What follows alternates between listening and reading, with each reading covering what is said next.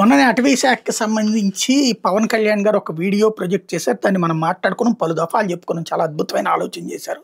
ఎవరు ఆలోచించింది? ఇది దేశవ్యాప్తంగా అమలు చేయదగ్గది అన్నది. ఏంటది? ఆర్టిఫిషియల్ ఇంటెలిజెన్స్‌తో కూడినటువంటి ఎక్విప్‌మెంట్.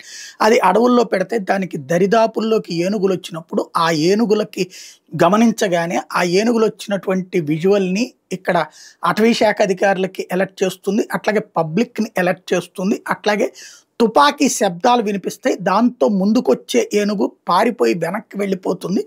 భయపడి పారిపోతుంది అన్నటువంటిది. దానికి సంబంధించి స్వయంగా పవన్ కళ్యాణ్ గారే రికార్డ్ చేసినటువంటి పవన్ కళ్యాణ్ గారే రిలీజ్ చేసిన వీడియో కూడా వైరల్ అవుతుంది. అయితే ఆ ఎక్విప్‌మెంట్ ఇంకా అన్ని ప్రాంతాలకి చేరలేదా? లేకపోతే చేరినా దాన్ని దాటుకుని ఛేదించి వచ్చిందా?